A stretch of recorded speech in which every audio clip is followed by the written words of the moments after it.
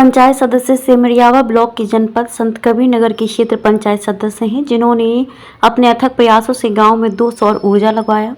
इस पर फिरोज अहमद ने अनेक समस्याओं को वीडियो के माध्यम से प्रस्तुत किया और उन्होंने कहा कि आज जरूरत है स्वच्छ भारत मिशन योजना को सफल बनाने के लिए सभी का जागरूक होना अति आवश्यक है।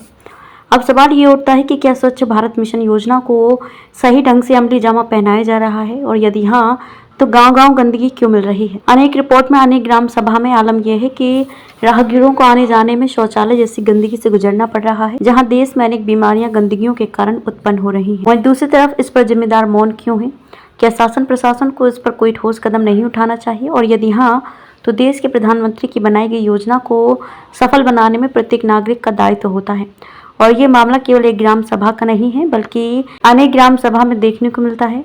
उन्होंने कहा कि यदि हमें आगे कोई और जिम्मेदारी मिलती है तो मैं अपनी ग्राम सभा के लिए, क्षेत्रवासियों के लिए और जनपद वासियों के लिए अथक प्रयास करता रहूंगा और सरकार की बनाई गई योजनाओं को प्रभावी ढंग से लागू करने का प्रयास करूंगा। आइए देखते हैं संत कबीर नगर से ओंकार चतुर्वेदी की रिपोर्ट। क्या नाम है आपका? मेरा नाम फिरोज आलम अंसारी। किस पद पे हैं आप? मैं क्षेत्र पंचायत सदस्य बीडीसी रायपुर छपिया ठोका।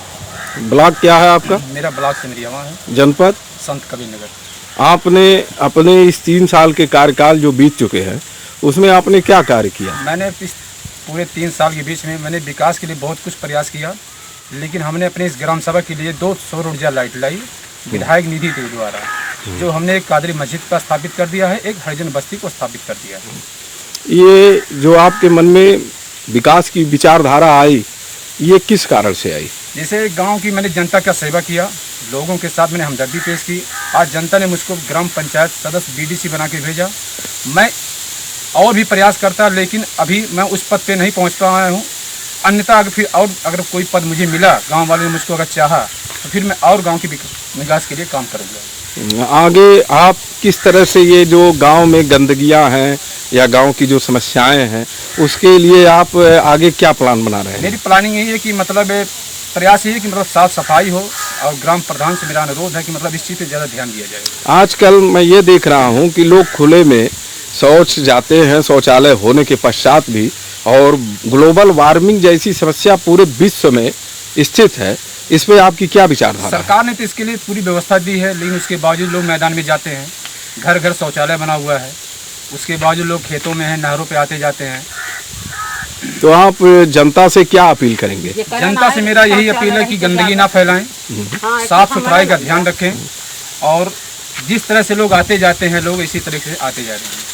आप गांव के बुजुर्गों के लिए कोई प्लान लाना चाहते हैं भविष्य में? मेरा भविष्य में आगे प्लान जो भी होगा, मैं इस गरीब जनता के लिए हमेशा सुख दुख में हमेशा खड़ा रहूँगा। जो भी मेरे लायक सेवा होगी मैं उसके लिए तैयार हूँ। जैसा कि आप देख रहे हैं, ये रायपुर छपिया उर्फ ठोका के बीडीसी, क्षेत्र पंचायत सदस्य, जनपद संत कबीर नगर सेमरियावा ब्लॉक के हैं फिरोज अहमद, जिन्होंने अपने कार्यकाल के में संघर्षों से दौड़कर मेहनत करके 2 सौर ऊर्जा ले आए, जिसको इन्होंने एक कादरी मस्जिद पे और हरिजन बस्तियों में स्थापित किया कि लोग अंधेरे में आवे जावे न, किसी समस्या से उनका सामना न हो। जैसा कि तमाम घटनाएं हो रही है, सर्पदंश जैसी जनपद में तमाम जगहों पे सुनाई पड़ती है।